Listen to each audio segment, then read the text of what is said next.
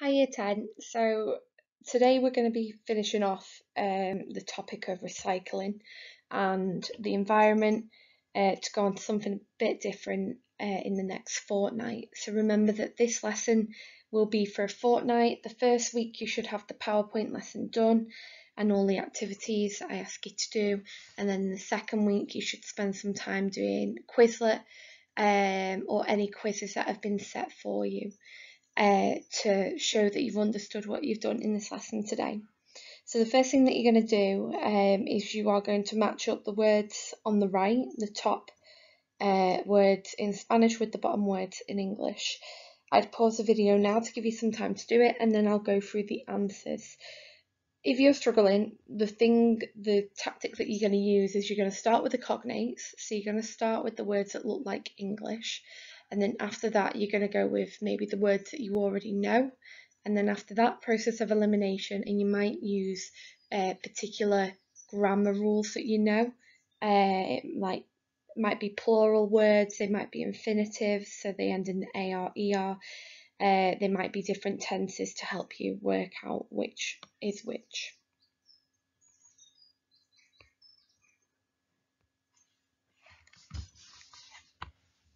So, me preocupa is it worries me. We did see that a couple of weeks ago. Then you've got peligroso. Again, we'll have already seen it, which means dangerous. Siempre, which means always. Me fastidia, which means it annoys me. Vas a ahorrar, so we've got the three parts.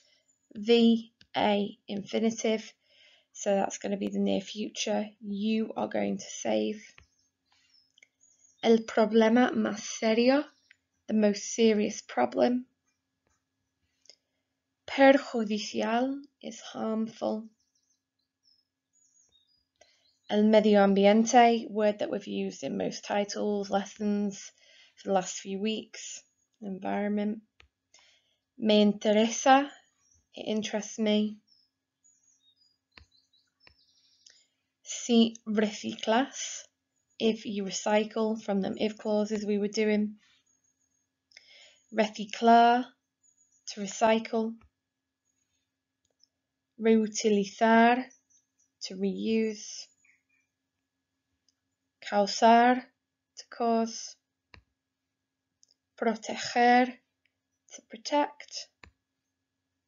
Podría, it could. So I would make a note of this vocabulary. You're going to need it throughout the lesson to help you with the different activities. On this page, you're going to do a reading comprehension. There might be some words in the text that are a bit more difficult, but there's also words in the text that we've been working with for the past couple of weeks. So it's all about reusing, reducing and recycling. The first thing that I would do is spend a minute for each of them people, Marta, Jose, Irene and Ricardo, and I would make a couple of notes about what they're talking about, because remember, it's not a translation, you don't need to know every single word, you just need to be able to pick out the key vocabulary of what they're talking about so that you can match it with the questions on the right hand side. So I'd pause the video now and I would spend 1 minute for each of them people working out what are they talking about. Are they talking about energy? Are they talking about water, recycling? And then that should be able to help you a bit quicker match up the answers on the right hand side.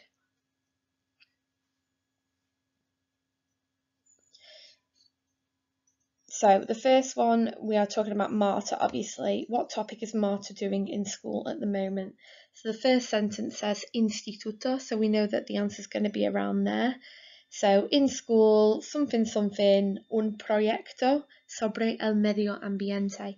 Well, we can work out that un proyecto is very similar to project. And then we've got medio ambiente, which means environment. So what topic is Maria doing in school at the moment? She's doing the environment, or she's doing a project about the environment. What does Marta do to save water? So we need to look for the word water, which is here. So to save water, siempre cierro los grifos y me ducho en vez de bañarme. So again, this is all the vocab that we've been looking at for the past couple of weeks. If you're struggling, look back at the work that you have done. So obviously, to save water, she turns off the taps and she showers instead of having a bath. All the vocab that we've been using up until now. So now we're moving on to Jose. What does Jose do to save energy? And you're looking for two things. So the first sentence says to save energy. So me pongo un jersey en vez de poner la calefacción y solo pongo el lavaplatos cuando está lleno. Right, so this is vocabulary we've probably not had a look at. You might know the word jersey, which looks like jersey. A jersey might be some form of top. So he basically puts on a top, or he puts on like a jumper instead of putting on la calefacción. So you could work out that the calefacción is the heating. And then he only puts the dishwasher on when it's full. Lava platos. Lava is to wash, platos is plates. So plate washer, dishwasher, and then when it's full. You might want to make a note of that new vocabulary. If you didn't know that, you could always just have a guess about what people might do to save energy. Or if you could have only picked out one of those words, it's better than leaving none. So why is Irene worried about the attitude of her classmates? So me preocupa, we've seen that at the start. I'm worried about the attitude of some of my compañeros, classmates, que no hacen nada para ayudar. And then again, we're looking for two things, and tiran la basura en el suelo en vez de en la papelera. So no hacen nada, they don't do anything to help. So that's one thing. And then tiran basura. We have seen the word tirar, we've only seen it once, of things you shouldn't do. We know basura is rubbish, so something rubbish, something, instead of in the papel. Well, we know that papel is like paper, papelera is like a recycling bin, or like somewhere to get rid of this rubbish, so they throw rubbish on the floor. What does Irene say we have to do? So for this part, you're looking at the piece of information the exam board have given you, which is poner nuestro granito de arena. So we all have to do our bit.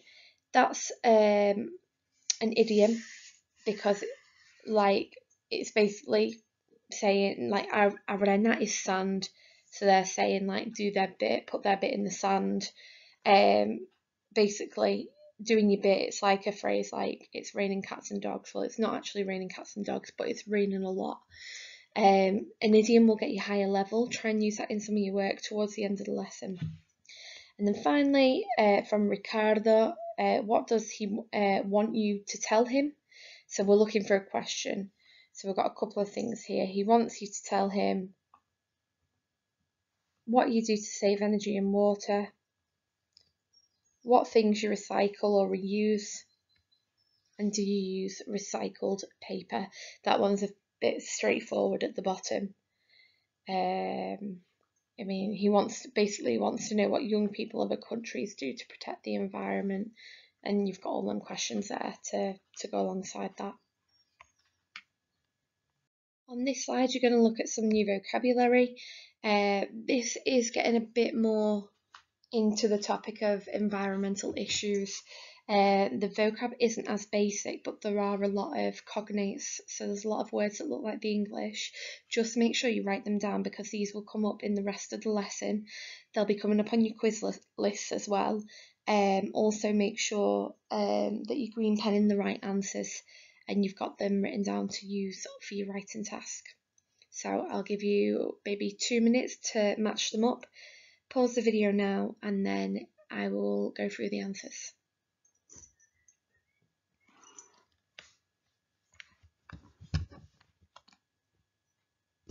So, el agujero en la capa de ozono. You can look at the cognates. So capa looks like cape, ozono, ozone. So it's obviously going to be the hole in the ozone layer. El efecto invernadero. Well, you've got the word effect. It's going to be the greenhouse effect. El cambio climático. cambia, we have seen before, cambiar is to change.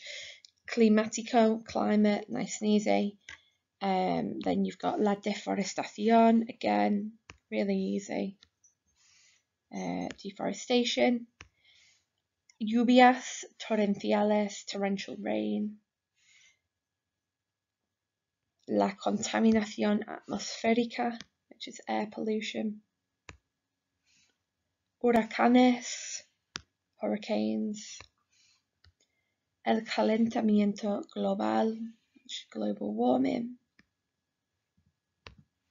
La vida marina, so marina looks like a marine. Marine is to do with water, so it's going to be sea life. Incendios forestales, which are forest fires. Sequías, which are droughts. And then enfermedades pulmonares, which are lung illnesses. So make sure you've made a note of these. They're going to help you with the rest of the lesson. On this slide, you've got a little sentence builder which is asking you about the most serious problem or the most important problem to do with the environment in your opinion. So you are going to look at this bit, B, and you're going to create sentences about the ozone layer, the greenhouse effect, deforestation, and the problem of traffic. So I just want you to create one sentence for each of them. Follow the sentence builder. Obviously, if you're more confident, add more things, that's fine, but it's just to get to understand and use that new vocabulary about the more complex environmental issues. If you need to, this box up here, you should know all the vocabulary for. A lot of this you should be able to work out. The word amenazar means to harm, which is going to come up later in the lesson. You should be able to work out them. Should be able to work out them as well. If there is anything you don't know, always just go on word reference, work out what it means and write it down in a vocab list. On this slide, you are going to fill in the verbs. So on the top column where it says reciclar, I've given you the infinitive. So your infinitive is this column here because it ends in AR, ER and IR. And then you're going to change them for the different tenses. Now I know some people have got back in touch and said that they're still struggling with the tenses. So what I'm going to do is I have also uploaded a verb table, which if you are in my 10A1, you should already have that in the back of your book and you should be using it. I will also write down on the show my homework brief when to use these different tenses. If you are coping very well with the tenses you already know, adding more tenses is only going to push you to a higher grade. So if you are feeling like things are maybe a bit easy grammar wise on these lessons, then do some more work on tenses because that will really push up your grade for when you come back. So the first column is present. Your present is going to end in an O. That's going to be the same for all of them. And then your second one is preterite. Preterite, I'll go through the meanings now. So reciclo would be I recycle. Preterite ends in an E with an accent. Reciclé, which means I recycled, like once in the past. Then reciclaba, which is imperfect. So that is I used to recycle, something that happened more than once in the past. Perfect, which has got A at the start and then ado on the end. So that is I have recycled. Near future, which is boy, and then the infinitive, I am going to recycle. And then the true future, which is the infinitive, and then E with an accent on the end, which is I will recycle. So just remember, if it's a past or a present tense, you've got the infinitive and you are going to take off the ending. You're going to take it off if it is past or present. If it's future, you're going to keep it on like I've done here. So basically follow the patterns of the top row that I've done and see if you can change the verbs at the bottom to match these different tenses. Remember, if it's IR on the end or ER, it may be a different ending, so have a look at the verb table. There's 4 different options here. You can either do your grade 4, which is do the present, the preterite, the imperfect, and the near future for reusar and causar. So they're AR verbs, so you're just going to be following the pattern. Then for a grade 5, you're going to be doing all of the tenses for reusar, causar, and proteger. And then finally, for the grade 6 and above, you're doing the whole table.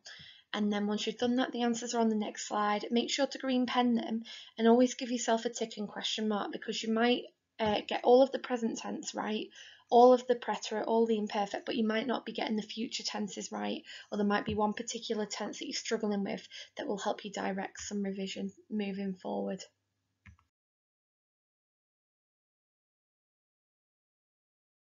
On the next few slides, you have got a translation. Now, there's a regular version, which is using all the vocab that we've looked at recently and all of the grammar rules. So there's nothing too challenging, but it's still it'll still make you think. So if you've been finding things a bit difficult over the last few weeks, do the regular version. However, on the next slide, there is the challenge version, and there's 2 slides of that. Now, it does look really big, but what I've done is, normally when we do translation work, you see across the board that if I give you a paragraph, or your teacher gives you a paragraph, that sometimes if you don't know one word, you'll leave out a whole sentence. So I've broken it down into little sections so that you can translate bit by bit. And it'll also help you to consider different grammar rules that you need to look at. So even if you don't know any of these words, you can either word reference them, or you can leave a gap, or you can have a guess. But the good thing about this is it'll still get you a load of marks, because you'll be able to answer some things and not leave any gap, and leave gaps only minimally when you don't know a couple of words instead of leaving a whole sentence, which is sometimes what happens in your classwork. So just do what you can with it. You can use the vocab list that you've got written down for this lesson, use the sentence builder that I gave you for last lesson, have your verb table ready to help you with your tenses, and then in a couple of slides you'll find the answers. And remember, if you want to do the more challenging version, that's going to be on the next 2 slides. So on the challenging version, you've got a couple more things to think about. I want you to think about I usually, what word we use for that. I want you to think about I don't recycle them, because you're using your direct object pronouns. You might want to recap that from a couple of weeks ago. There's also another direct object pronoun in here. You've got a wider range of tenses, a wider range of sentence starters. So just take extra care with what you translate and have a think about it, but hopefully having put it in these little brackets, it should help you think about them more individually as opposed to trying to form the sentence. And again, on the next slide, you will have some subjunctives and some phrases that we've been working through in lesson, like told me that, my mum told me that. We have a set phrase for that. We've got an idiom to do our bit, which we saw earlier on in the lesson. Then you have got a subjunctive. It is important that we recycle so that we can. So you've got 2 subjunctives there. So just have a think about it and recap over the lessons that we have done previously, and then check your answers on the following slides.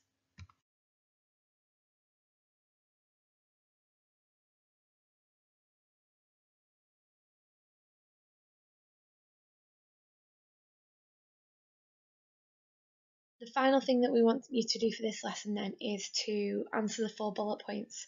So normally your 4 bullet points would be an essay question. We haven't done a big piece of writing for a couple of months now, so obviously to keep up with the exam board specification that you're going to be working towards next year, You can do it as an essay in a blog form, or you can do it as a poster and have 4 different boxes on your poster to answer these questions. But by doing it as a poster, you are not just writing key vocabulary and drawing pictures. Make sure you are using your Spanish and you are using your different tenses so that we can see what sort of grade you're working towards, and how we can be pushing you a bit further so that it's easier when we go back to school and you're more prepared for your GCSE next year. So in the green boxes, they're your expectations. You all need to have connectives, near future tense, present tense, time frames, adjectives, imperfect tense. So basically, you need all of them because that will secure you a grade 4, and that's going to be your pass. If you're working at a grade 5 or a grade 6, you're going to get the orange boxes in. So you're going to use another future tense and another past tense. So you're going to use a conditional. So you might say you should, or it could, or I would like. And then you might use the preterite tense to say what you did yesterday to recycle or something, to give an example. And then finally, for grade 7 and above, you are going to be using your red boxes: direct object pronouns, true future tense, subjunctive, perfect tense, higher level phrases.